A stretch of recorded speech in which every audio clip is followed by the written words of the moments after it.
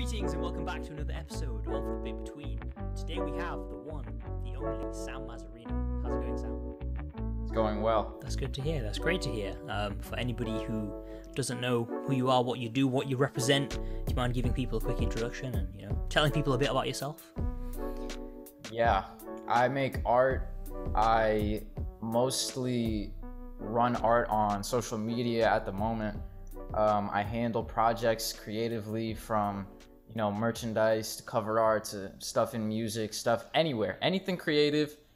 I handle, my team handles, and that's like at surface level. And then beyond that, I've been making tools and trying to develop resources to help the creative community in general be able to have a better infrastructure to create more affordably, better, and just basically make the connections necessary to break down walls in the creative field. I remember Sam and I, we did an interview, a podcast, maybe 9 months ago now. I don't know. I think it was winter of last year. So what's changed, man? I think a lot has changed since then. So what's changed for you? 8 months ago, oh my gosh. What was I even talking about then? I was in the middle of RISD, right? Yeah, you just started at RISD. So yeah. So that was the worst year of my life. And it was just RISD, bro. I love RISD. It's the best because that year and everything that they assigned to us that year, it was designed to break an artist, and it broke me. And it broke everyone around me, was just like dying. And it was really hard. They give you enough assignments to where you can't even think about anything else except RISD assignments. And it was really, really hard. It was really fucking hard, and I loved it. It was the best year of my life. It made me so much of a better artist, and dude, I love RISD. So yeah, that was a crazy year. So a lot has changed. I mean, a lot takes long. The way you started that was the worst year of my life, and the way you ended it was basically saying it's the best thing to ever happen to you. What's going on, Sam? It was the best and worst year of my life. Yeah. It sucked, and it was needed, and it made me better. Before that, I feel like I hadn't even really lived before last year. I feel like I was just basically walking through life, and last year put everything into perspective for me. I went through, besides school, I went through a lot of other, kind of emotional stuff and stuff behind the scenes that really fucked me up. And a lot happened, bro. I went to therapy. I started, a lot of things changed, bro. And last year I was humbled, essentially. Everything that could have gone wrong basically did go wrong. And it taught me just so much, bro. I hated it in the moment, but at the end of the day, bro, I love that shit. I love turbulence. And I love the cinematics that life has sometimes. The ups and downs and just the shit that life sometimes throws at you. A lot of people try to run from it. And that's why a lot of people don't try things, because they're worried about, something bad is going to happen to them or someone's going to think a certain way. That's why I know I have to try more things so that more shit can be thrown at me. Because the reason why I love that so much, specifically pain, the reason I love pain is because once you get through that, you can live with yourself and say, I made it through that. That bad stuff happened to me, and as bad as it felt in the moment, and as much as that hurt, I am alive. I'm still alive, and I'm still walking. That's the whole idea behind I Walk This Earth. And so if that can't stop you, then what can? Exactly. So, before that happens, before last year, I was just like, I think that everything is going to be okay, but at the end of the day, I never had really gone through anything that was that bad. But last year, I went through mad, horrible shit. My friends basically, they know exactly what I'm talking about. And, like, I'm here. So now I can kind of live with that and forward more confidently. But before we go on to I Walk This Earth, which, you just kind of mentioned there, can you give us some examples of the challenges or the difficulties that you faced and kind of sort of how you overcame them?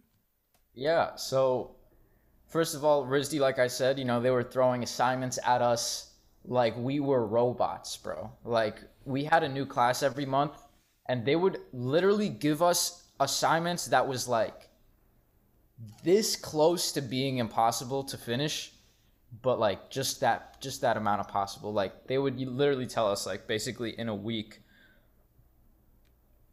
maybe not a week, like a couple weeks, draw like 400 drawings of rocks, like a rock. Like go outside, it has to be outside, it has to be from observation. Get a rock or get a natural object or a stick or some boring shit like that and just draw it. And when I say 400 times, bro, 400 drawings. 400, think about that. This size, like big, you know what I mean? Not like a sketchbook drawing of just a rock or a stick or a tree.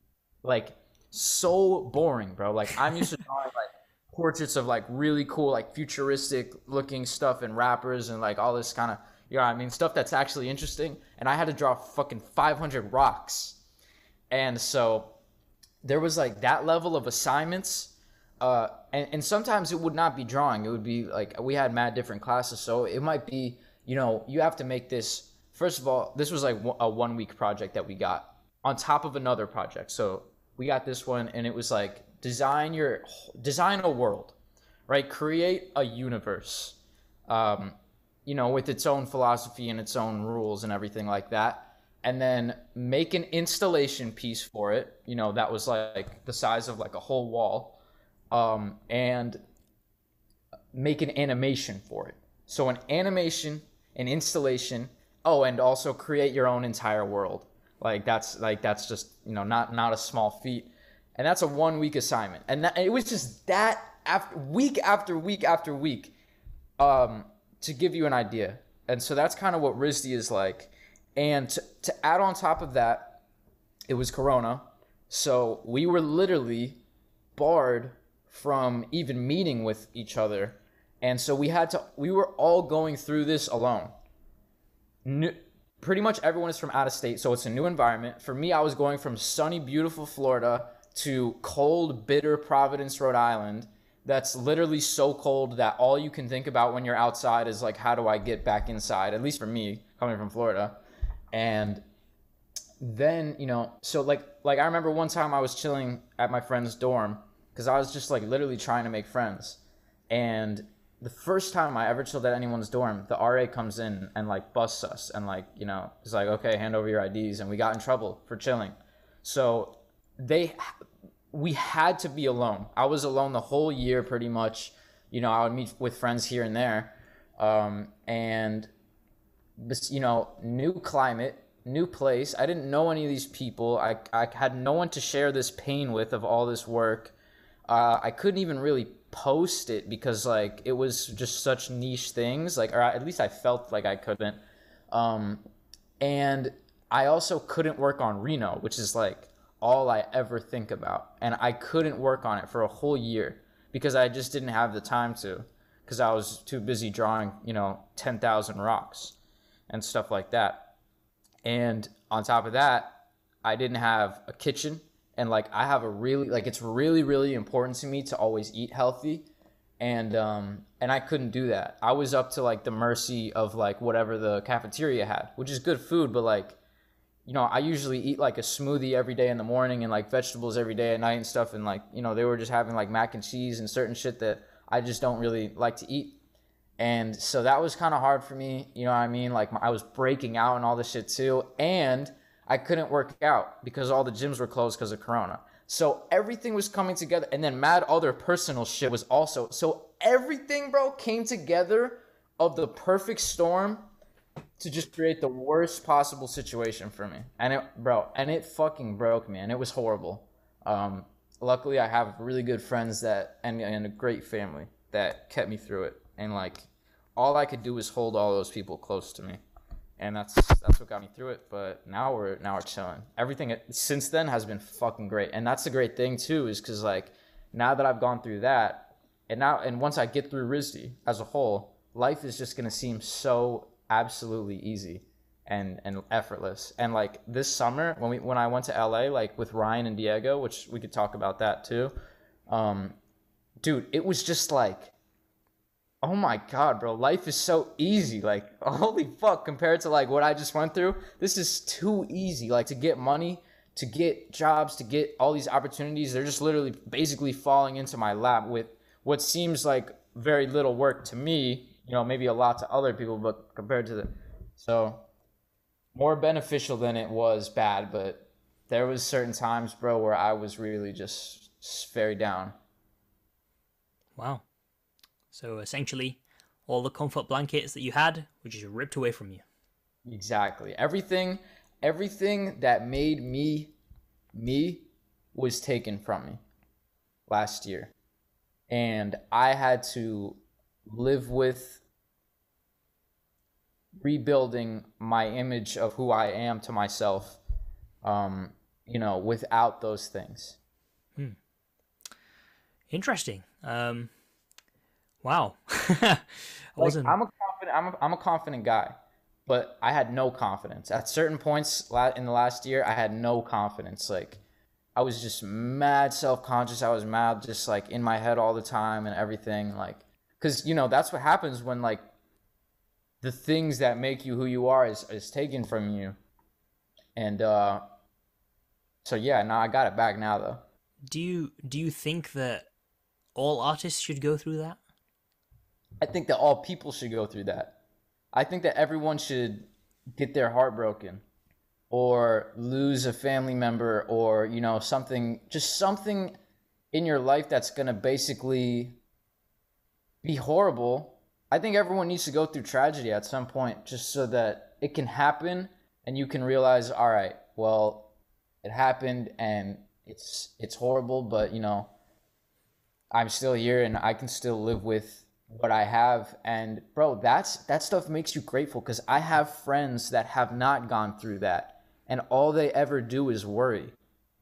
And I've come to the realization that they're worried because they think that the monster of a tragedy happening, is life ending, because they've never actually gone through it.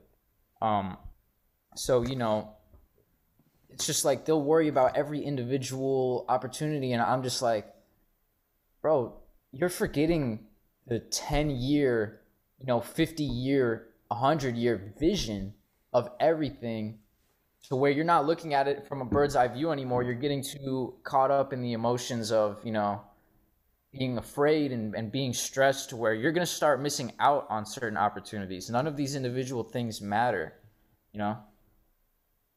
Interesting. I walk this earth. What does that mean, Sam? Exactly what I just said. I walk this earth. It's a celebration of life, but it's not a celebration of life like waking up and, saying, oh, I'm so grateful to have woken up. It's a celebration of life, from what I just said, going through something horrible, being crushed and being rebuilt, and, basically being able to look down at your hands and look in the mirror and say, like, wow, like, despite everything, despite all of that, I walk this earth, I'm still here. Yeah, and what do you think is the plan for how you're going to communicate that to your fans, your followers, people who admire you, whatever you want to call them, through, I'm guessing it's going to be through clothing or merchandise of some kind, right? Yeah, it's a clothing collection, and it's art. It's just the best thing too, bro, is I can now whenever I create, I feel like I really have something to create about. And honestly, I just really feel like I have a reason to live, because like whenever I feel a creative block or anything, I just reach into the pain from, some of the worst experiences of my life. And that is such a potent emotion, even though it's not necessarily a fun emotion, that it just reminds me how much I'm alive. Like, that I can feel emotions that strongly.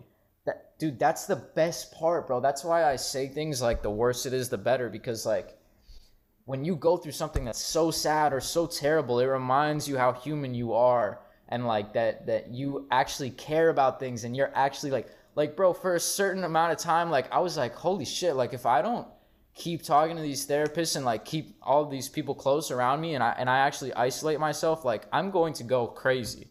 Like it made me understand a lot more about emotion. And now I can put so much more emotion into the work that I create and into my clothes. And this collection, I've never put more emotion into anything. Um, it was done quickly. Like the whole thing probably took me about 2 weeks. It took me like 5 days to design it, just because it was such a concentration of going back to that phase of my life of the pain, and basically trying to inject it directly into designs and into clothes.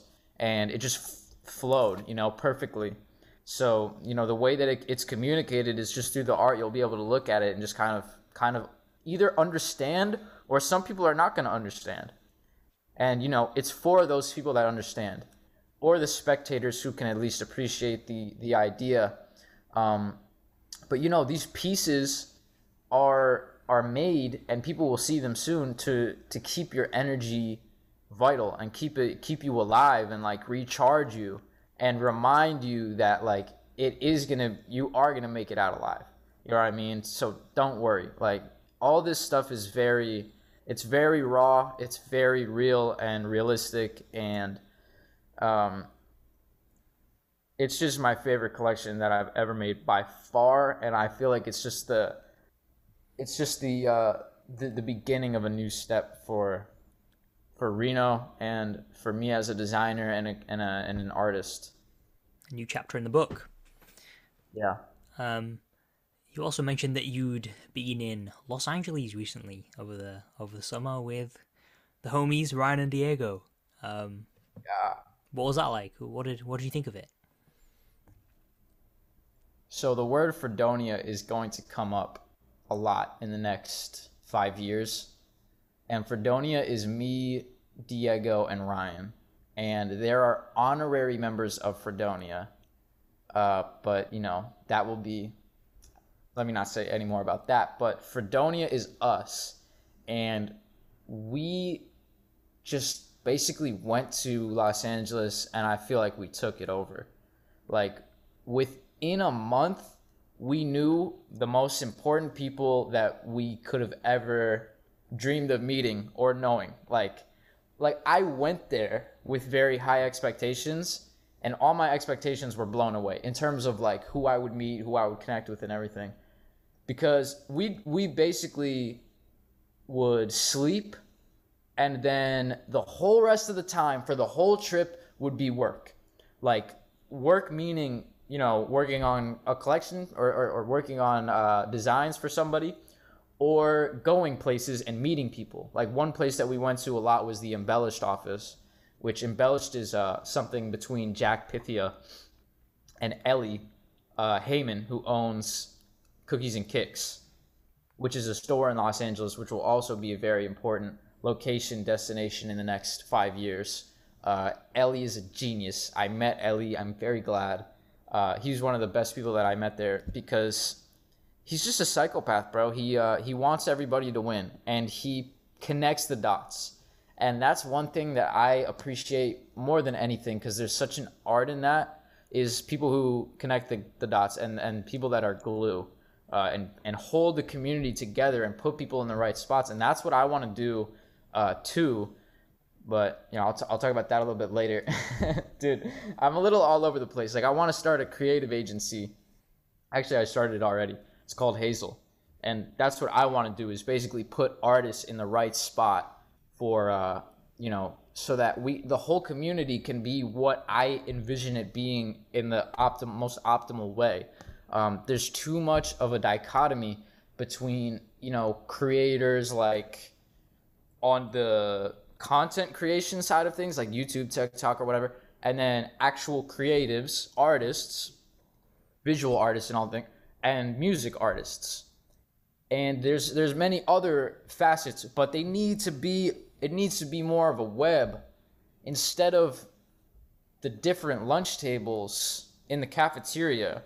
You know what I mean? It needs to be a round table, and that's kind of the vision behind Hazel. So, anyways, I got off track, but Ellie's awesome, and we just met so many people like that are just really inspired and really happy about the scene, and they're putting a lot into it, and they are just happy to help, bro. Like, I kind of expected to go and meet a lot of people that were all in their ego and all, but people want to help, bro, and that's what we need. Like, and the community knows that we need community, and we need to be extending helping hands to one another.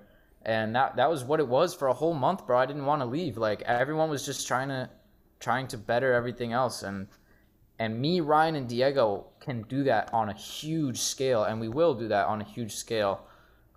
Like, if we would stay in Los Angeles, bro, like, it would just be over. I mean, we have to finish our individual things that we have going on in our lives right now, so it'll take a few years. But to the people that are seeing this and will have patience for when that happens, like, just know, like, you're getting in early.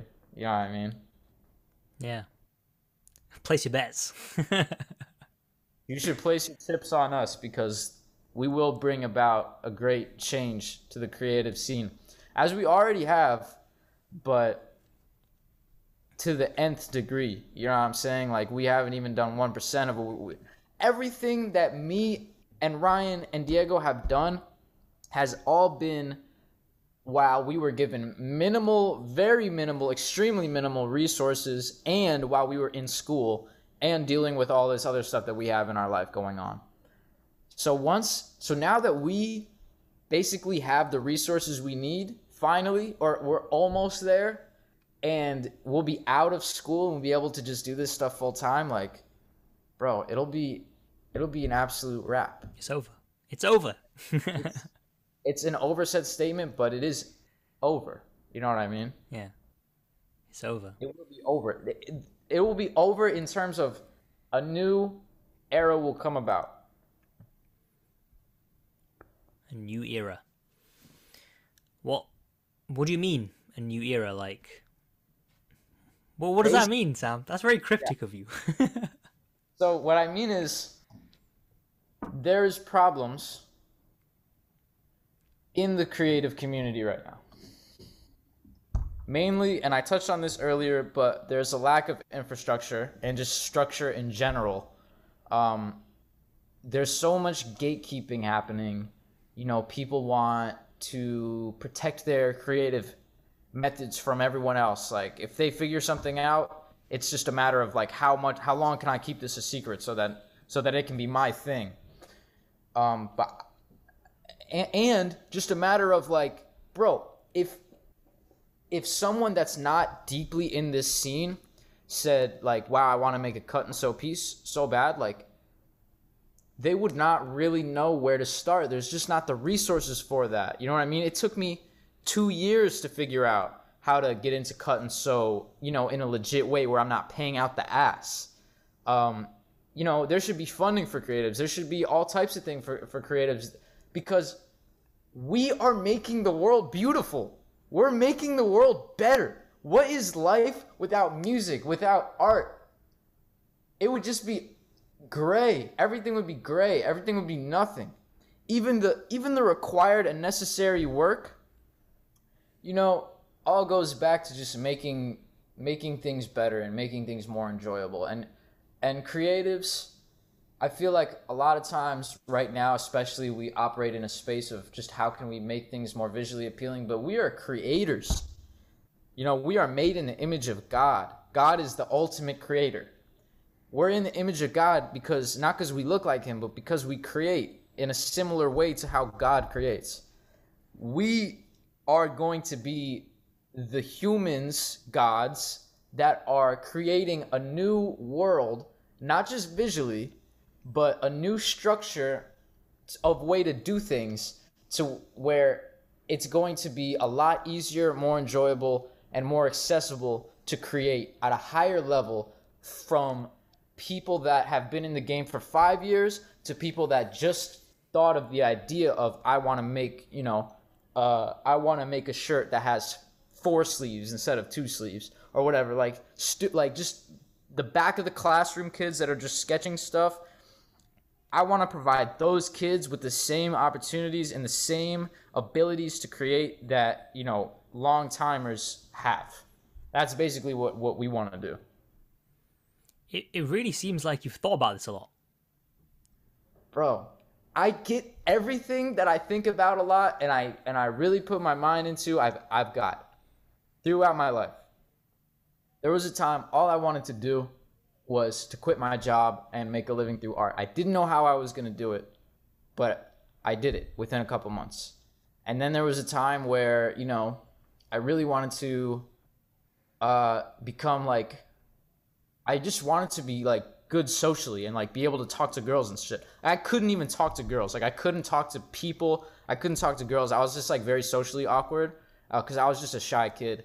And, within a couple months, bro, I did that. And all these times, and then there was a time where I wanted to get into RISD. It's the #1 art school in the world, debatably, sure, but still, like, it's really highly up there. And I didn't know how I was going to do that. I did that. And all of these things, I never knew how I was going to do it, but I just knew I was going to do it. And I know that I'm going to do this. And I know that it's needed because God is calling me towards it. And I feel a strong urge that it has to be done for some reason or another.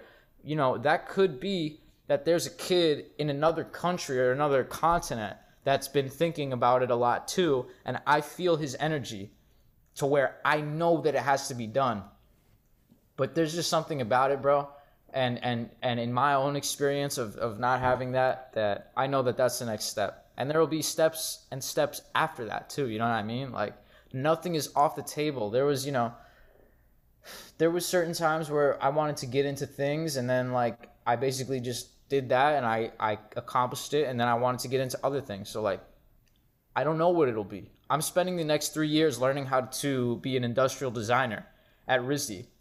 So I'll be able to understand kind of how a lot of these products that can help the world and a lot of these solutions can come about. And that's what I'll be doing for the rest of my life. Damn, bro. You've actually got me a bit speechless, to be honest. The way that you have these monologues and you deliver them is just very good, man. Very, very good. I'm just really passionate about this stuff. Yeah, I can feel it. I was going to say I could see it, but I can feel it. Like, that energy is inside me right now, Bro, because for 2 years, I felt like I was counted out. I was reaching out to everybody, and I was trying to get help from everybody.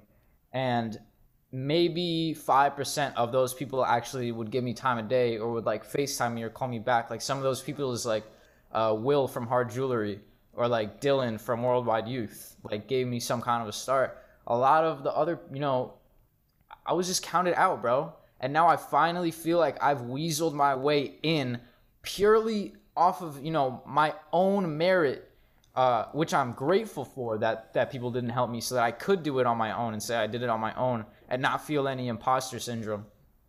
But now that that's happened, and I definitely have gotten help, don't get me wrong. Like, I'm very appreciative to all those that have helped me, and especially the supporters that have been like the crowdsourced version of the help that I needed, that I could have saved those 2 years and I could have been on to better things already. And the world could already be more better if I had, a better basis to work upon. And I just really want to be able to provide that because I really dislike. It really bothers me when things are inefficient. Like from certain products or services being inefficient. Like if I have a blender and it doesn't blend well, like it few things bring me as much anger as something like that, because you are made to blend. That's the purpose. You are a blender. Yeah. Yeah. A blender. You should be blending my food to perfection. That's all that you exist for. So I feel like the whole scene is kind of like that blender that's like blending it, but it's like missing like the top of the kiwi a little bit, and like the protein powder is sticking to the wall and shit. But I want to design the perfect blender that everything is accounted for. And I want to do that, you know, on a greater scale, and make everything beautiful and make everything not perfect, because, you know, nothing's ever perfect, but like we can take steps towards a utopia. And like Frank Lloyd Wright had the right idea, you know what I mean? He figured out better ways to build houses using tiles. He had a project called Usonia, I believe it was called, and he would build these houses mainly out of repeating tiles, and it was a new system. And like maybe it wasn't seen all the way through, maybe it couldn't be recreated right now, but like, you know, Tesla was about to come up with an idea to be able to harness, there's literally infinite energy. If you look outside, there's infinite energy in the I think it's called the isosphere or something, I forget what it's called. It's some kind of layer of the atmosphere where it's just electricity and energy just constantly flowing. He was going to be able to make electricity free and accessible to everybody in the whole world. And then they killed him. All these people were trying to come up with better systems. And 80% of the technology that we use today is all from Tesla. So you can't underestimate the power of one person. You know what I mean? That's one guy. But I want to involve the whole community. You know how many people that are just in this small space that are like genius visionaries, but they haven't been able to have the right person or the right, thing bring that out of them? Like the catalyst to bring that out of them. So I want to be able to help bring that out of everybody so that we can move forward, you know, exponentially. Because I think that we can get a lot done. I think I can get a lot done for the world while I'm here. And I'm not interested really in, I get bored of things really easily, like I was kind of mentioning before. So I like certain experiences, you know what I mean? Like, you know, certain things, certain social events and stuff, like parties and stuff. But like after I've been to a few, I'm just like, I always go back to just like, okay, that was fun. Like, how can I actually make like a serious change? Like that's what in my soul like lights a fire. So that's what I'm working towards. And right now it's kind of interesting, and like I could let it frustrate me, but I have to look at it as kind of humorous. Is like, if you look at me from a surface level, I get it. I am an Instagram artist. Like that's basically what it seems like and what it looks like, and it at a level that's what it is, you know, 3-dimensionally. But I find it to be exciting to have these people watch me. You know, right now it's like 35,000. Go from what they see me as now to what I see me as in 20 years, and to have them see that happen in real time, that greatly excites me, because the certain people that I have seen grown in real time, you know, have really inspired me. And at the end of the day with all of this, like I just want to show every kid and every human watching that, like, if you feel called to something, just stop wasting time and just do that thing. It will work. It will always work. If you feel called to it, it will always work. The only way it doesn't is if you decide to give up. And I'm just basically trying to show people what happens if you don't give up. even if everyone is telling you that it might not work, or to just stick with what you got. When I was at that pizza restaurant, I had certain family members saying like, the art thing seems kind of cool, but like maybe you should just kind of keep that job just in case. Bro, I'm trying to show that we got to move forward. You can't keep one foot, behind you and try to move forward with only one foot. You're not going to get anywhere. So, bro, it's about greatness. It's about pursuing excellence. It's about believing in yourself. And just honestly, bro, we're indigo children. Like, we are that we are, right? All I want everyone to be is just who they are, who they were born as before we got calcified by all this fake society and fake social media shit convincing us of false truths. Because that is just the best people to be around, and it's the best people to make up Earth. And the worst people to be around are those that are asleep, and those that don't understand things and just want to doubt things and always want to have something negative to say about something.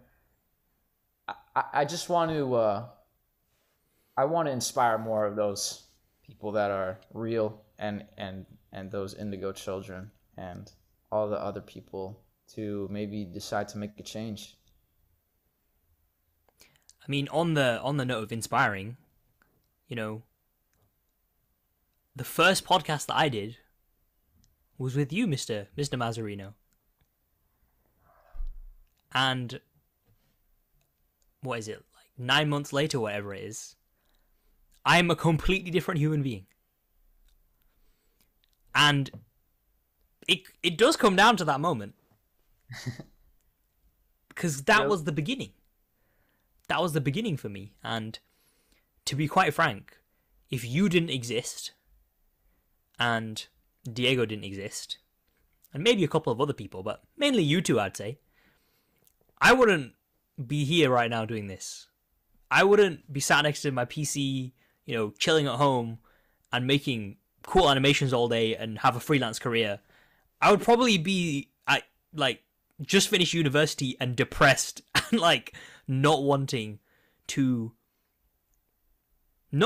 continue in this terrible life that I had you not exist. Had you not existed. See, I just see things in certain people, bro. And I could just tell there was something about you that you were going to heed my advice and actually take the required work. Because me and Diego and all of and Ryan and all of us is we're never trying to present a false idea or that you can literally just make a single change and everything will be perfect, or you have to put in the work. But we can tell certain people that are actually down for that, and I could just tell that as long as I kind of helped you and gave you the resources and connected with you to certain people and just basically told you what you needed to do, I knew you would do it, and you did it, and it's been so successful for you, and that just makes me so happy, bro. I just get happy when people improve and people actually take the steps required to improve, especially when that involves sacrificing a little bit of ego and comfort and taking a bit of a risk. And you did that, right? You dropped out of school. Not a lot of people would go that far, man. And it's already been so good for you, and it's just going to continue to get better. So, bro, it makes me very happy to hear that. I'm sure people would be happy to hear that. I am feeling a little bit, having heard your RISD story, I am feeling a little bit stagnant and stale and kind of comfortable. I think that's the best way to put it.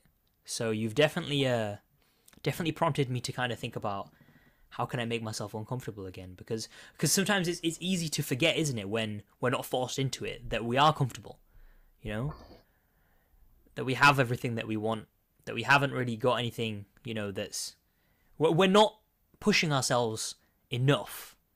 Yeah. So, thank you for that. For me, it's okay, take the Taylor Swift incident. When Kanye interrupted Taylor Swift at the MTV Awards. What year was that? 2009 or something? A little bit Anyways, later, I think, but yeah. okay, well, right, so he's at this event and he goes on stage and interrupts Taylor Swift and says that Beyonce had one of the greatest videos of all time. Not Kanye, but Beyonce. And what I appreciate about Kanye is that he will always do what he thinks and holds to be right in his mind, even if sometimes that's wrong. And that time he made a mistake. He was wrong. That was not the right thing to do. But he thought at the time that it was the right thing to do, so he just did it. And because of that, everyone exiled him, basically, and said his career was over and everything like that. And because of that, he made one of the greatest albums of all time and one of his greatest works ever, if not his best. You know what I mean? His best work.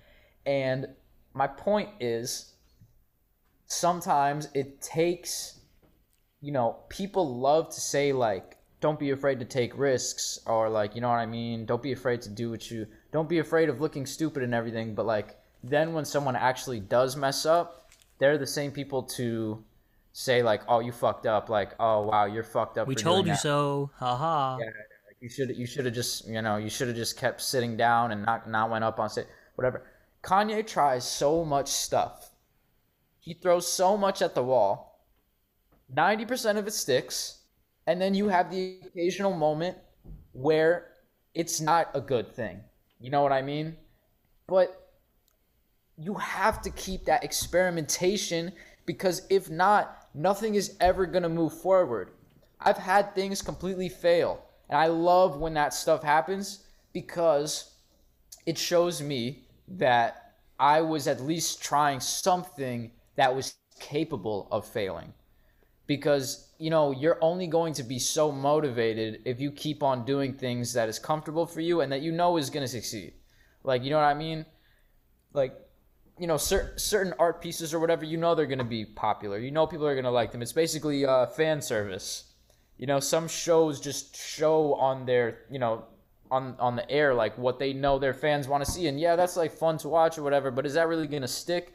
Like, Kanye made Yeezus, and he made like 808s at a time where everyone was, you know, no one was rapping emotionally. And he made College Dropout when everyone was rapping about, like, guns and violence and, you know, all this shit that was just, like, completely different. And that could have failed, bro. They could have just been like, nah, this is not what we're into. Like, we like the gun stuff. We like the, you know what I mean? But it didn't, because some people will just feel that, bro. And if he hadn't gone up on stage, then he also wouldn't have made My Beautiful Dark Twisted Fantasy. So, like, I like the things that can go wrong. That's why when we were working on the Trader Joe's video, that was one of my favorite things that I've ever done, if not my favorite thing that I've ever done in terms of art, because that had a million chances to go wrong. And it happened to work out, but not completely. You know what I mean? Yeah. Like, there were certain problems with it here and there. Like, at the end of the day, like, I had to take that down, because certain things went wrong. You know what I mean? So, but we tried. Like, you know what I mean? Like, so my point is not to, like, be a dick and take an award from someone, but it's just, don't be so scared, bro. Not everything is gonna work perfectly. Sometimes people is gonna be mad at you. You know, sometimes people are going to get offended. Like, I would just rather you be on that other side of the spectrum rather than everyone holding back all the time and being so afraid of getting canceled, being so afraid of, like, making a misstep. I have friends like that too. Like, they basically just always play it safe because the internet seems so savage and so, like, ravenous. Like, they're so ready to gotcha everybody else. And it's true. But you know what? Like, that's fine. Get me. That's fine. It'll just help me become a better person in the future. And I'm not trying to get that to happen, but if it happens, you know what I mean? We're out here trying things. Yeah. That's the whole thing. Just try stuff. I'm so sick of all these, like, cool brands. You know what I mean? Like, even the ones that are genuinely cool, it's just like, all right, like, another, you know, Spider 555, like, that's a cool brand, but it's just like, bro, don't we have enough cool brands? Like, do something fucking crazy. Like, start, you know what I mean? Like, just start. I don't even know what the idea is, but come up with something different. There's enough cool shit. Just do something different, bro. Paint a brighter color. You know what I mean? Paint a brighter picture. Like, just, dude, I'm just disenchanted. Like, and kind of discontent with everything that I've seen. You know what I mean? Like, it's very few things that make me go like, oh wow, like that's really interesting. I saw the other day a video of like mad years ago. I don't even remember. I think it was like 2005 or something. There was like this thread online. I think it was called this Operation Soda Steal. It was a YouTube video.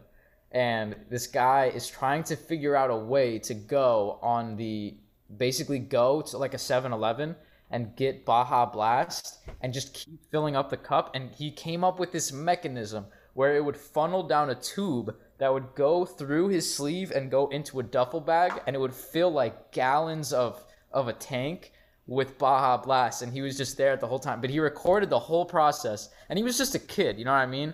And like he was like working with all the people to come up with like the perfect invention to how this would work, like logistically. And they came up with it, and like finally he posted a video of it, and like it actually works, and like everyone's so happy. And like I was just like, that's my shit, bro. And like certain of those prank videos, you know, and stuff that you send me of just like people sneaking in, what was it, like Ed Sheeran into like into what was it, like it was like sneaking fake people into like big events and pretending that they're real. Yeah, I love that shit, bro. Like I love playing with life as people know it, and basically shaking shit up. There used to be more people shaking the world up.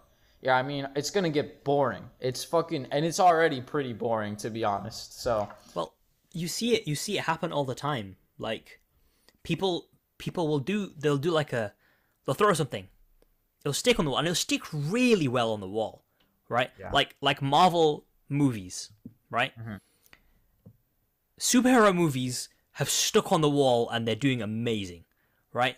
But they all follow the same formula now, which is why, like, I used to really enjoy watching superhero movies at the cinema when I was like, you know, younger.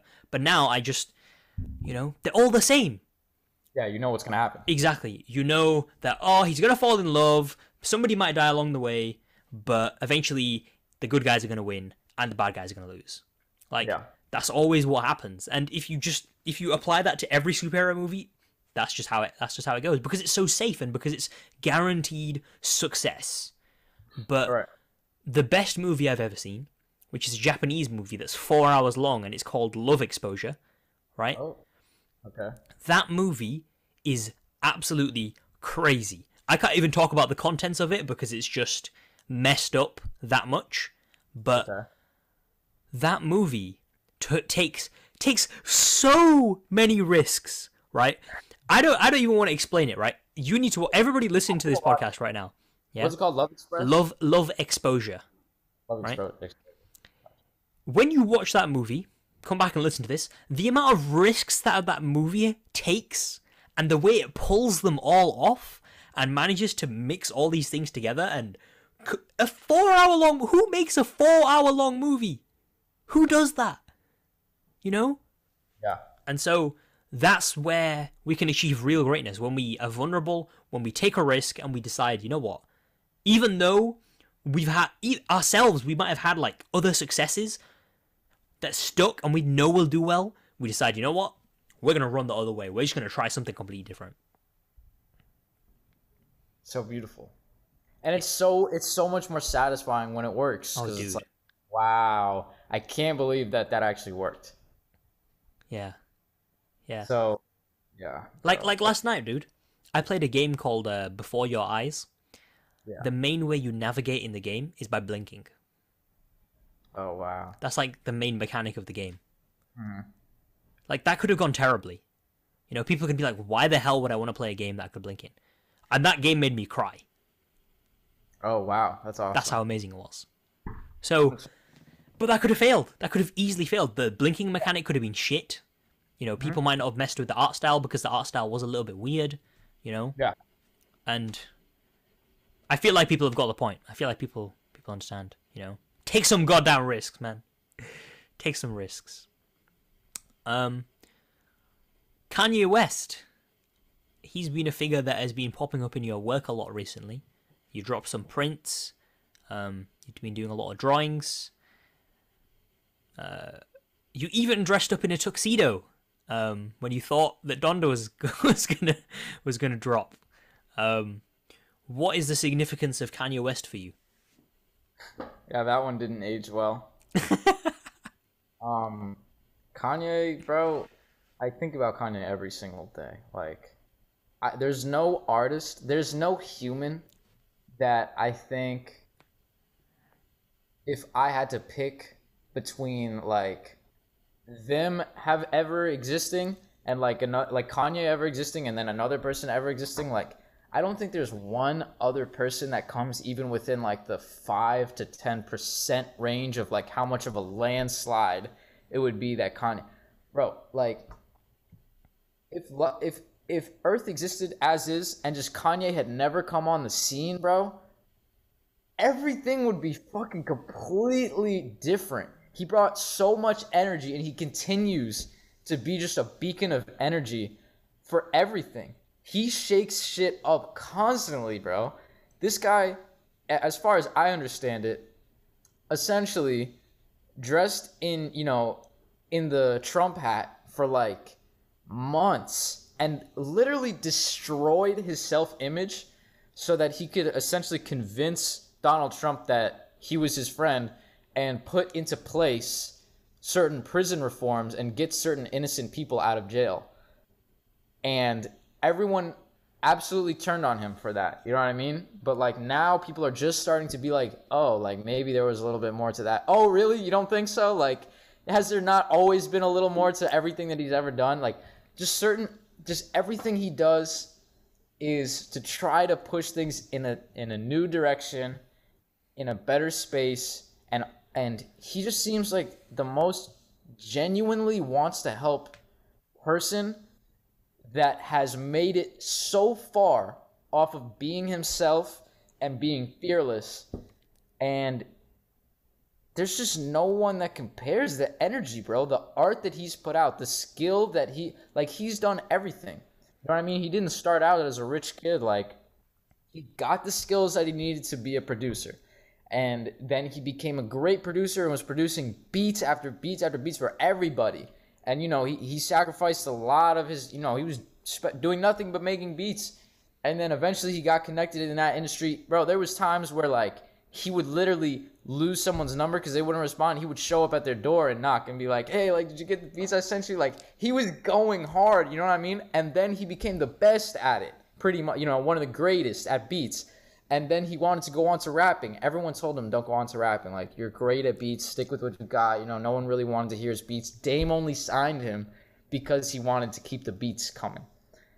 And then he becomes one of the greatest rappers. You know what I mean? One of the most enjoyed and appreciated rappers.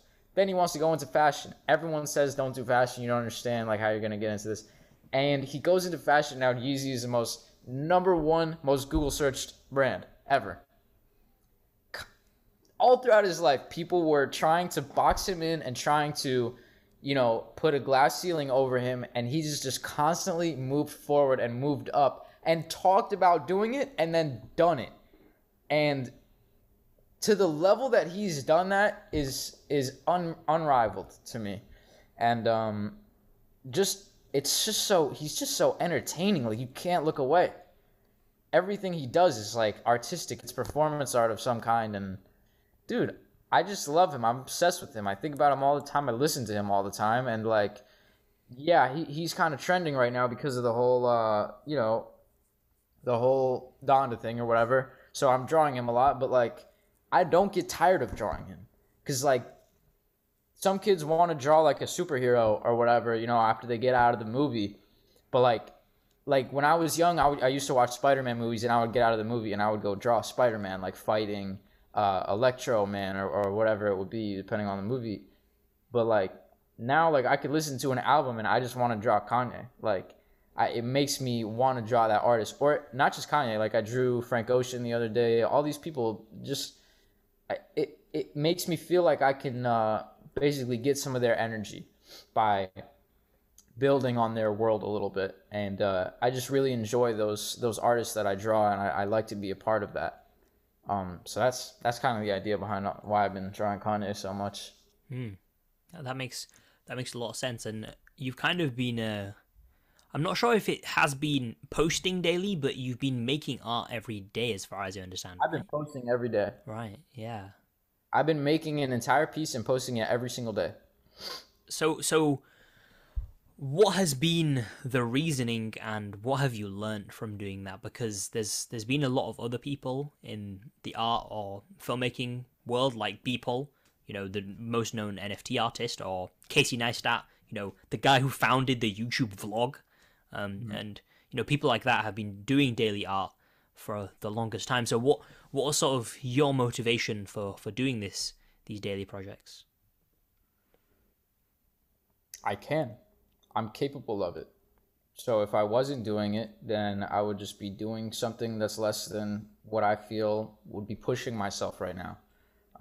And it's helping me to become a better artist quickly. It's helping me to grow my portfolio, and grow my brand and grow my pages and get more of an audience. And at the end of the day, like, when I ask people to share, and when I ask, whatever, like, it's not because I'm just a clout chaser and I care about clout. I don't give a fuck about, I don't actually care about likes, but at the end of the day, the audience matters, because right now they're looking at it as just art. But when I start going into these next steps, it's going to matter to have a lot of people watching, and like, it's going to matter to have a lot of people to where they can better spread the word and get these changes implemented. So the art is kind of just a means to an end almost. As much as I love making it and I love creating these pieces, it's just something that I'm called to right now. I don't know if I'll be able to keep up that pace once I go to school. I kind of doubt it, you know what I mean? But there's no reason to plan against it. But this is just what I'm doing right now while I'm home. And I'm having fun, and it's growing everything. Everything is going well, so people are liking it, and it's making people happy, and that makes me happy too. So everything about it is just good. Yeah, I mean, I think it's super interesting, especially because beforehand you had a little bit more of a conservative view on creating art. I'd probably say, like, you'd only want to make art if you knew it was going to be great, and you wanted to make it to the best of your ability. And I don't think that you've lost those things, but it seems like the priority has changed a little bit, as in, like, you just want to make more great art as opposed to like 2 pieces of incredible art. Yeah, would you say that's fair? Absolutely.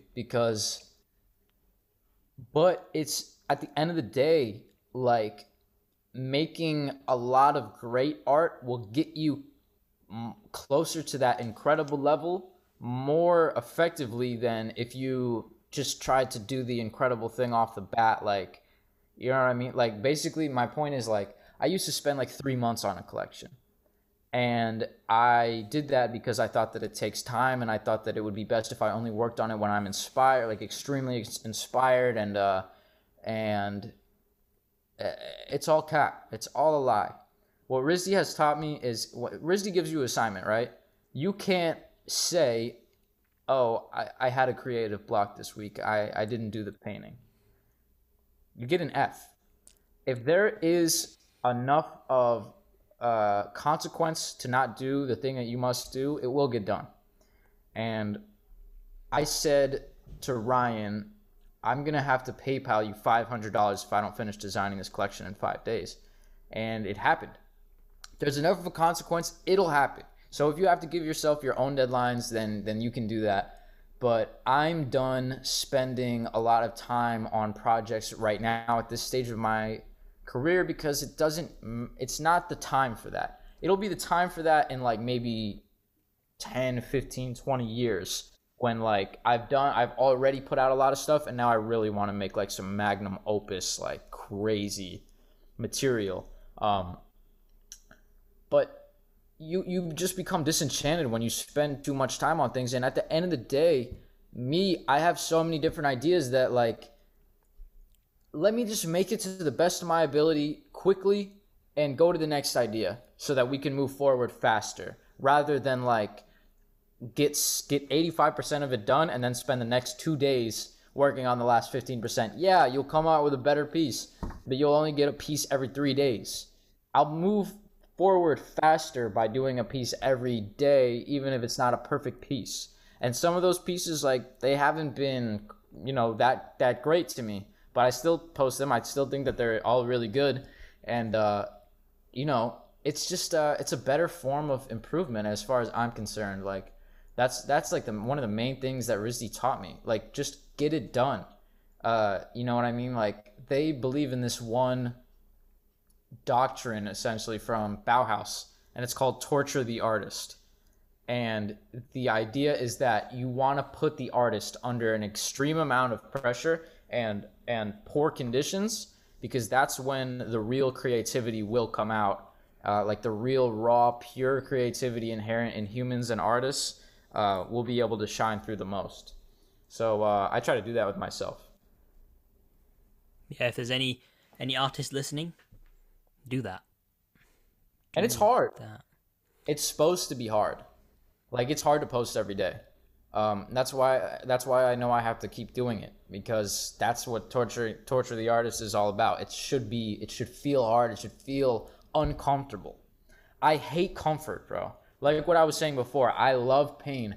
Anything that life has, throw it at me, bro. Throw it at me. As long as it's not gonna kill me, I want it. I want it all. The tragedy, the pain, the torture, whatever it is. Like, as much as I'm not gonna like it in the moment, keep it coming, bro, because I hate being comfortable. It makes me anxious. It makes me in my head, and I just like moving. I like going. I like, being around other people. I don't really like being alone that much. Like, I can be alone. I'm fine with it. Sometimes, like, I need it.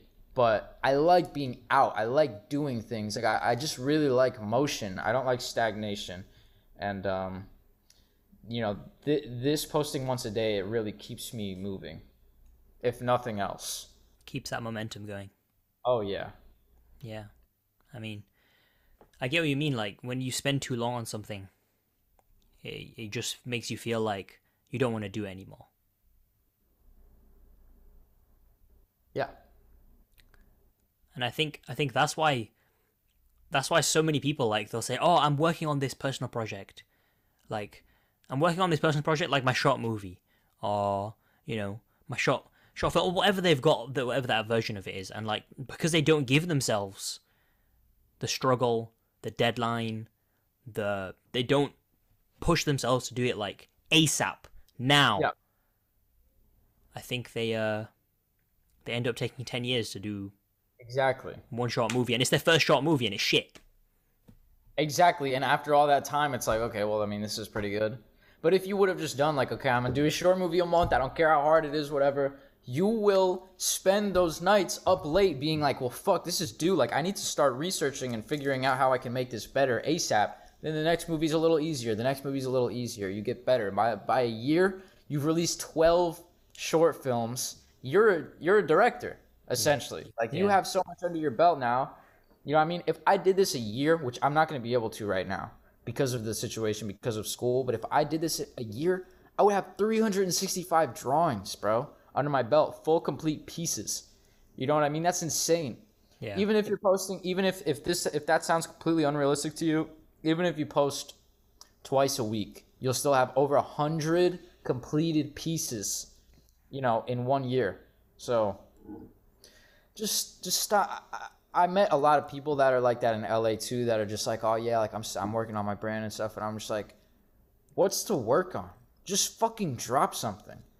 Just if it's bad, you know what I mean? Like I get, there's a little setup and whatever. You don't want to rush things too much, but it's just like, okay, how long have you been working on it? Like, oh well, like I started sampling this like in like 2018, and I'm just like, what the fuck? Fucking hurry up, bro! Like, you don't have that much time here as much as you think. So yeah. I think one big excuse that people will give is I don't have enough time. Which, first of all, I spoke about this in the last podcast episode I did. that's just incorrect, like factually incorrect, right? Mm-hmm. Because you, Sam, you have 24 hours in a day. I have 24 hours in a day. My neighbor has 24 hours in a day. And guess what? Every single other human has 24 hours in a day. So it's not that you don't have enough time. It's that you don't prioritize and allocate your time efficiently enough. It's, yeah, efficiently enough, or you just don't care. Like, if that's the case, just say what it is. Like, you have the time because you literally have the time. But, you know, if you are going to be going out to dinner every night, then maybe you won't have the time. But if that's true, then you care about going to dinner more than making art. So just call that what it is. There's nothing wrong with that. Yeah. You know, there's certain people that are never going to touch art, and like they're just going to be bankers or something, and they're just going to have their happiness by spending their time with family and friends or whatever. But it's like, if you're going to be that way, that's fine. Just say what it is. Like, don't act like you're working on this crazy big thing or whatever, and like, oh, like I just don't have time in the day. Like, come up with excuses.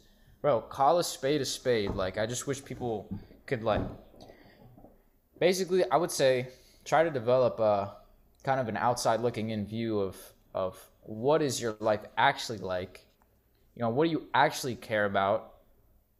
Because I could see, you know, if I had a kid or something, maybe I don't even want to do art anymore. Maybe all I want to do is spend my time with my kid. And like that would be fine. But it's just a matter of calling it what it is so that you don't have to go to sleep at night and be like, oh, like maybe I'm not as good of an artist anymore or whatever. But like make a decision and really feel, you know, strongly about it. Just, it seems as though people are just kind of like stepping around certain things, and they don't want to like fully commit into it. Yeah. I remember I was talking to an artist friend of mine, and I was talking about how I was quite a nihilist. That's the word, right? I sort of have this belief of nothing is meaningful, as in like life doesn't have an inherent meaning, right? And he said, well, if you're going to be a nihilist, like, be a proper nihilist. Like, actually go out and be a real nihilist. Like, why are you acting like people care then? Right? Because if none of it matters, then why don't you just go outside and run naked, like, through the street? Because it doesn't matter. Life does not matter. So, right. If you are going to say that you are something, then be it. Like, actually exist and practice what you preach. Yeah, and be good at it. Be a great nihilist. Yeah, be the best nihilist that there is. Tell everybody to fuck off and just be the best at doing whatever you want to do, because nobody else matters and nothing actually matters, so do whatever. Yeah. And then when he said that to me, I was like, yeah. So am I a nihilist? Or am I just saying I'm a nihilist? And it really made me realize that, like, if we're gonna say that we're something, like, be it, you know, actually be hard. it.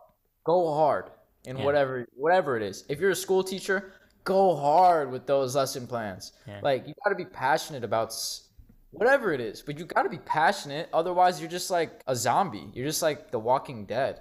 You know what I mean, there's no point in it. Bro. So like, dude, I want to talk to you about this.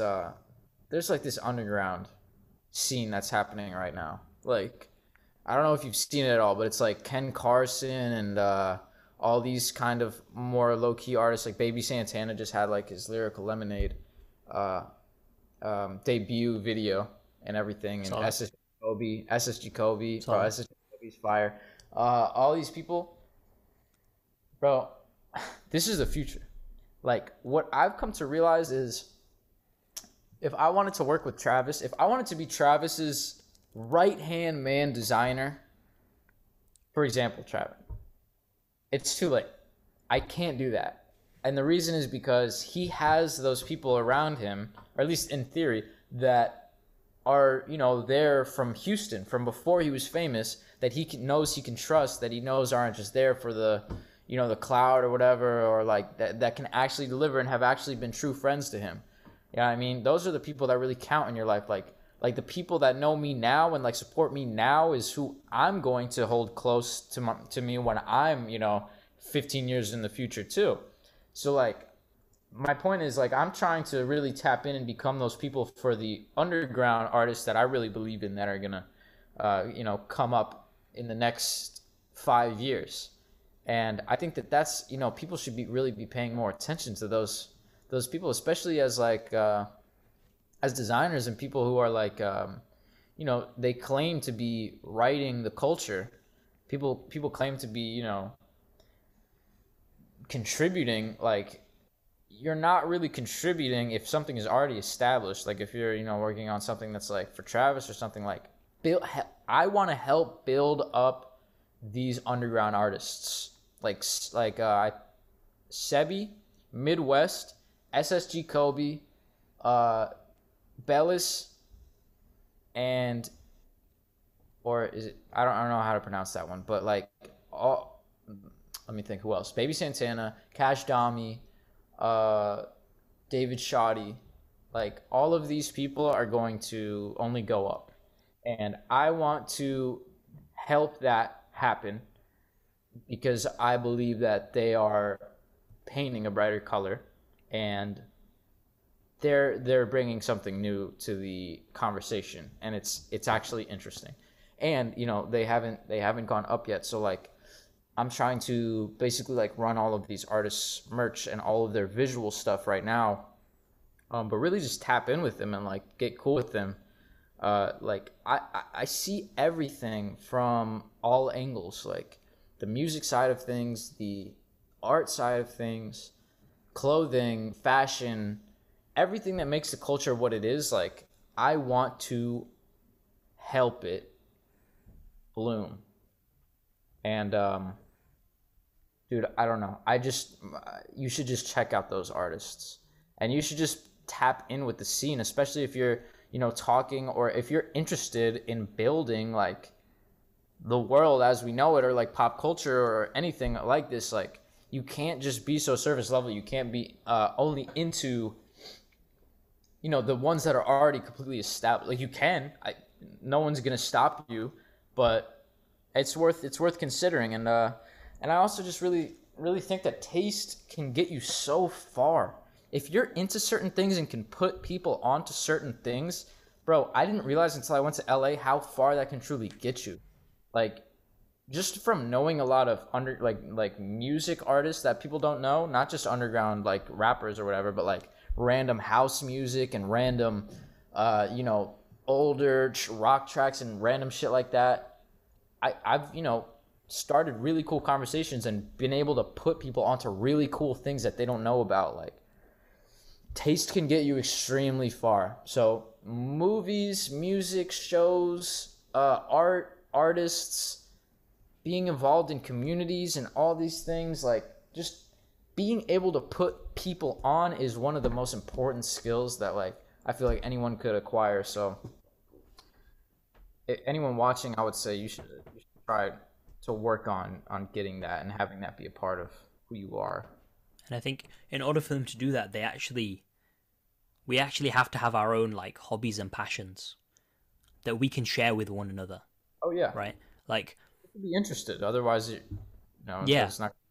Yeah. Like if I want to be connecting with somebody over a movie, I have to have watched a lot of movies and watched good movies too. Yeah. Yeah, I feel Dude, you. That's what people really talk about. Like, what I mean? Like, okay, if you're a great artist, okay, what are you guys going to sit around talking about how great of an artist you are? But like, if you actually have really cool tastes, you could talk about a movie that you guys have both seen, or an artist that you guys both like, or like something like that. You know what I mean? Everything is about conversation. Like that's where the magic really happens, is just talking to people, linking with them, like connecting with them, and being able to share something with them. Like that's how all the great connections that I've made like have happened. Really, like we've had something in common that we bonded over. So yeah, bro, like just get out of your own bubble a little bit. You know what I mean? While still staying in your own world. Don't forget. Don't get confused. Get out of your own bubble while staying in your own world. Bars. Interesting. When it comes to like developing an actual friendship, right? When we actually look at the fundamentals of what a friendship is, right, and what brings people together, All it is two people that might know each other, through mutual friends or whatever, opening up to one another and being vulnerable, right? And then exchanging vulnerability, right? So when you tell somebody what clothes you're into, or like they appreciate something that you feel vulnerable about, for example, like the necklace that you're wearing, or a TV show that you've loved since you were a child, or like a video game that is so iconic for you, and you can connect over those things and you can share those things, like that's exactly what friendship is. Yeah. So it makes so much sense that when you have something to actually talk about, you can connect with somebody, you can become friends with them, and I think connect is the right word, right? Just, I don't know. I think it's just important, just be interesting. Like, even if that's like, even if it's like you have weird quirks or something, just be fucking interesting. Like, have something that people can talk to you about that you do, or like something. Just don't be like a guy, you know what I mean? That just like that nothing, you know what I mean? That like you can't really say. Like, I know a few people from like my high school or whatever, and it's just like they're literally just like, oh, he's a guy. Like, there's not much more to say about him. Yeah, he went to school. He wasn't particularly funny. He wasn't particularly interesting. He wasn't particularly deep, particularly talented. And then he went to college, and like, you know, he'll probably go on and get a job and like probably have some kids, and like, just don't be. And you know, that guy probably is more interesting than I'm giving him credit for, but it's like you have to display that a little bit, you know, when you're trying to make these kind of connections or whatever. But you know, you just display it anyway, even if you don't care about that, because like it's just gonna make people be able to connect to you more, and like you'll just have more fun that way, bro. Just being you. Like, even if you have certain things about you that you think are weird, or like people are not gonna like or enjoy or whatever, bro, that's the most dope shit. Like, Sebi, that artist that I mentioned before, is so dope because like he lets his like complete nerdy geek side like shine in his music. Like, not just like shine through a little bit, but like it's the emphasis. You know what I mean? And certain people would be like, before, you know, if he wasn't as confident as he is in it, people would be like, oh, like, that guy's kind of like a geek or whatever. But since he's so confident about it, like, it's just like, bro, he's that guy, bro. Like, you know what I mean? He just has that about him. So just own whatever's weird about you, and like that'll be the most dope shit, bro. That makes people so dope. I love when people have like a weird thing about them, or even like a thing that someone might think holds them back, and they own it and they make them sick. Because then, bro, that's your superpower.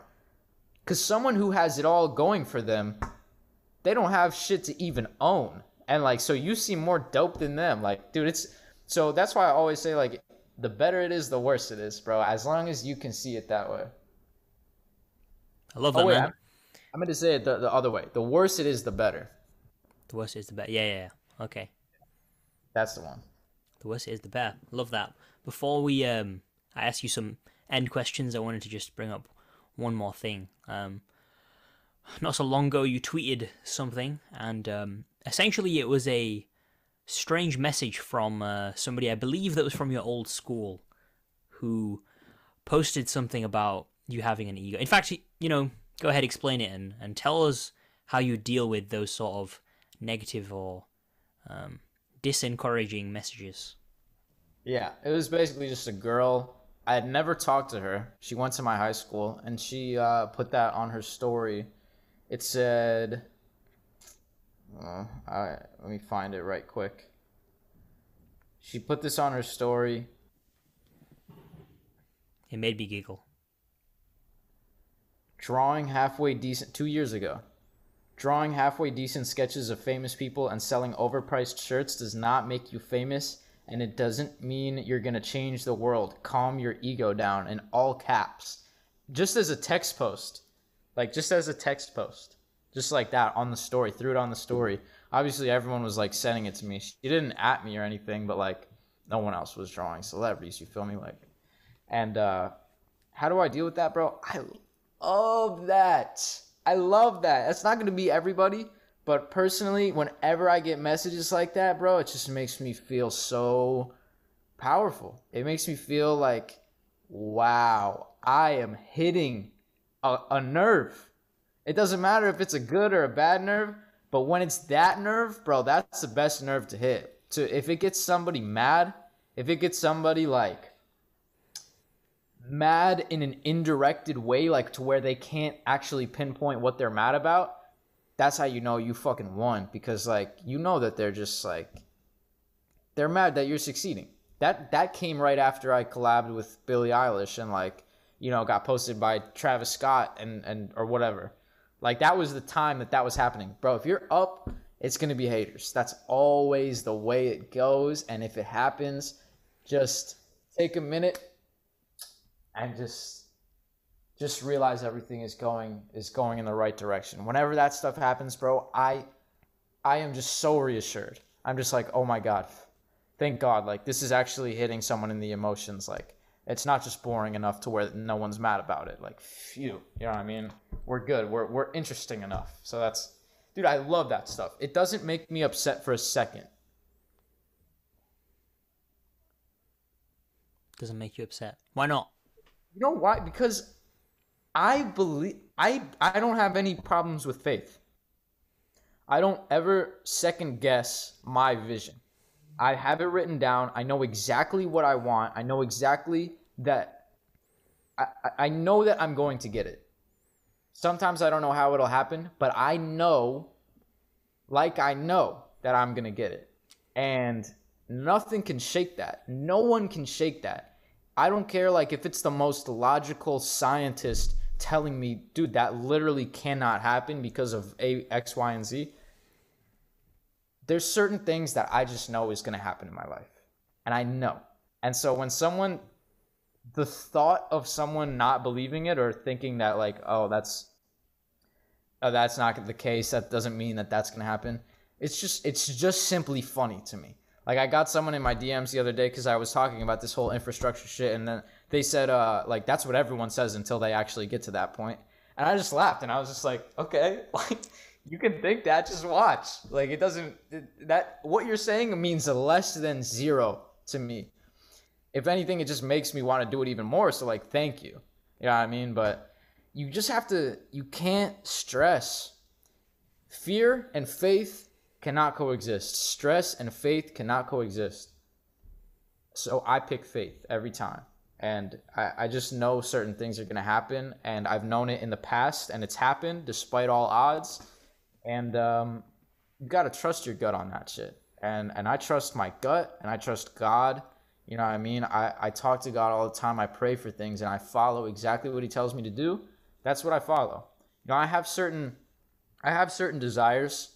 And that's just because I'm a human. But at the end of the day, whatever God wants me to do, I'm going to do that thing. And I ask him every day and make sure that I'm on the right path. And he tells me, yeah, you're killing it. Keep going. But if he told me one day and he was just like, nah, like, give up art. You need to go to the Himalaya mountains and you need to become a monk. I'm done, bro. I'm moving on. See ya. Bye, Instagram. I swear, bro, whatever he tells me to do, I will do it. And sometimes he does tell me, like, no, you're not doing shit right. You should be going to the gym more. You should be doing this more. Like, you should be waking up early. And I make that change. You know what I'm saying? Like, as hard as it might be certain times. Yeah, bro, that's all it is. Like, haters is just it's just a part of the equation. There's nobody great that is not hated. People love and enjoy hating. It's just something that brings them joy. And I just hope more people can bring that same joy to me. So if you enjoy hating, I got the perfect page for you. Hit me up. At Reeno Juice on Instagram. Quickly, we talked about God in the other podcast that we did. But something that seemed interesting to me when you just said that there was, you know, you were saying God tells you if you're doing things right. God tells you if you need to go to the gym more or eat more healthy or whatever it might be. Do you think that's God, or do you think that's your inner consciousness, like another version of yourself telling you these things? Could be like my highest self. But like I feel like my highest self and God is kind of a synonym. Um, like so yeah, it could just be my highest self, but it's something greater than me that I tap into that has no ego and sees things. I try to see things from a 50-year perspective. This entity, whatever it might be, whatever name it goes by, it sees everything infinitely. And so when I'm tapped in with that, like I can just, it's basically infinite knowledge. So like it goes by many different names, but it could just be me for all I know. All I know is it hasn't led me wrong, you know? Hmm. Interesting. Before I start the final questions that I want to ask you, can you give some people a word to DM you or something so that we know they got to the end? Oh, yeah. Hold on, let me think. That's a good word. Ultramarine. Ultramarine. Yeah. DM me Okay. if you got to the end of this video. Congratulations. You're tapped in, and you're a smart investor. And DM me Ultramarine, and I'm gonna hit you with the fist bump emoji. Yeah, awesome. So the first quick fire question that I want to ask you is, why do you get out of bed in the morning? Why do I get out of bed? Because I can't very well draw inside my bed. My sketchbook is on the other side of the room. Fair enough. Makes sense. Um, what do you think it is that separates you from everyone else? Nothing. Just a guy. Um, Anybody can do literally what I'm doing. They could probably do it much better than me. They're probably smarter than me. They're probably, have certain other advantages over me. And there's nothing special about me. The only thing is I would say is like I call things for what they are and I try to deal with it accordingly and I allow myself to feel very strongly about it, and I have learned to not doubt myself and to realize my potential and the potential of all humans. Like I was mentioning before, like Tesla, you know what I mean? Like all that shit came from one guy, bro. Kanye, all that music came from one person putting it together. Like I know that I can do that same thing, and I actually have a benefit over those two because they didn't have, like, Kanye didn't have Kanye to look at. I have Kanye to look at. Tesla didn't have Tesla to compare. I have that. So I actually have an advantage. So I just feel limitless, and I really believe in humans, bro.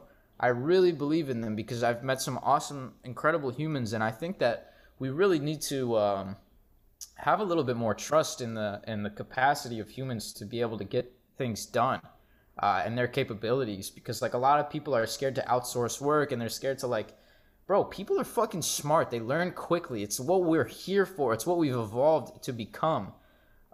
Trust people. They will be able to help you. And I feel like I've gotten to a really good level with that. And I don't know. I just really enjoy life. I like the ups and downs of everything, like I was talking about before. And bad things don't depress me. They kind of fuel me. And when you learn to love pain and pleasure, you can't really be stopped. I love that. When it comes to the amount of success that you've had, there's been a decent amount. I'm sure there'll be much more in the future, but I'd say you're a pretty successful artist for what, you're 19 years old, right? Mm-hmm. How much of that success do you think is down to chance, and how much of that success is down to hard work? Thing is, it's all down to chance, and it's also all down to hard work, because each individual opportunity, is I'm fortunate to receive. And there's a possibility that I don't. There's a possibility that this artist that I want to do merch with doesn't call me back. But, so I'm fortunate when they do, but at the end of the day, it's my hard work that's put me in a position to where they would want to call back. or you know what I mean? It's just it's the fact that I reached out to 20 of them, that one of them is going to call back. So it's always both of those things. I have not stopped working for the last 3 years on this. So to say that any of it is completely up to chance and just luck, doesn't feel accurate. But there, you know, I'm definitely fortunate too, and I'm blessed. And I honestly feel like the fact that I do try to follow God and I always try to do what's right has helped my fortune, because I do believe that like good things happen when you try to put out good. You get good in when you try to put out good, and you get bad when you try to put out bad, or when you don't stop yourself from putting out bad. So if you had to try and put a number on it, what percentage would you say was hard work? What percentage would you say is chance? I wouldn't put a percentage on it. It's not a seesaw like that. You know what I mean? Fair enough. What would be some advice for your younger self? Stop worrying so much, bro. It's all gonna be okay. Just do whatever you're gonna do, because it worked out. Just when I was younger, I saw a YouTube video that like basically it taught you how to talk to your future self, and it said that if you practice talking to your younger self, then as you grow older, you'll keep on doing that to where your future self will tell you what to do. And I kind of feel like it worked, because like what I would do is I would talk to like myself when I was like 7 and 8, when I was actually 14 or whatever, and I would like give him certain advice and stuff. And maybe for all I know, that's the voice in my head that I hear that's telling me certain things that I should do. But I wouldn't give him too much advice, because everything turned out pretty good. So yeah, I'll just say, doing you, bro. It's gonna work out. What would be a message to your future self?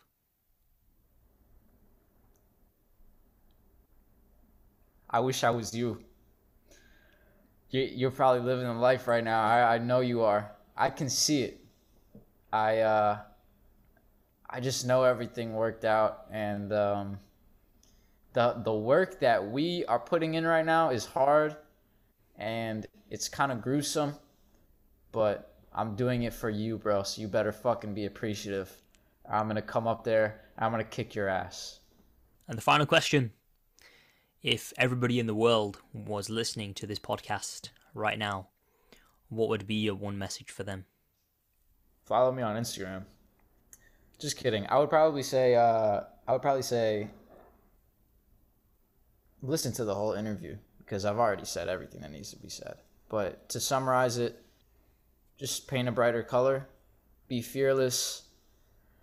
I would say, for example, don't be afraid to love just because it risks heartbreak. You know what I mean? Love fearlessly and do things fearlessly, especially if something can go wrong. Because that's what life is about, bro. At the end of the day, like, you don't want to be a zombie. We want to be alive. We want to be vital and energized and glowing.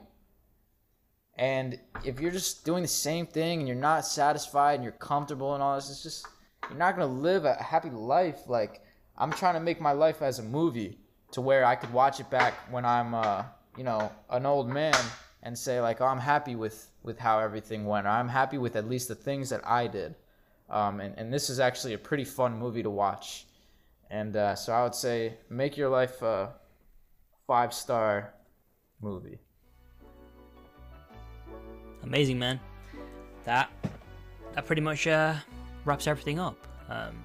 If people want to find you, find your work, whatever you do, where can they go? My Instagram is where I'm most active. I post a new piece every single day, and it's REENOSTUS. And also my Twitter, @Reeno Studios. Same spelling except studios. I have a TikTok, and that one's at I'm still mad. So just how it sounds, I'm still mad. And is there any? What am I forgetting? Like I don't have a Snapchat yet. Oh, and my YouTube, Reeno Studios. Yeah, make sure you tap into YouTube. That about covers it. My YouTube is dope. I love my YouTube channel. So I love your YouTube channel too, man. I love your YouTube channel too. And thank you for having me on. It's been an absolute honor, bro. Y'all gotta tap in with me. If you're coming here from me, I want people to be talking about I came for Reeno and stayed for Sabi. He's gonna be, he's gonna be one of the major players right alongside Fredonia and all of us and stuff, because no one works as hard as this guy. No one. And you just got to keep up with him, bro, because I know that he's going to do great things, and he's already doing great things. So thank you, man. Thank you so much. Thank you very much for checking out this episode of The Bit Between. If you want to find more episodes, just go and search The Bit Between wherever you get your podcasts. And if you'd like to know more about me and my story, I just did a solo podcast episode, which is episode 21 of The Bit Between. Once again, thank you very much for listening, and I'll see you guys in the next one.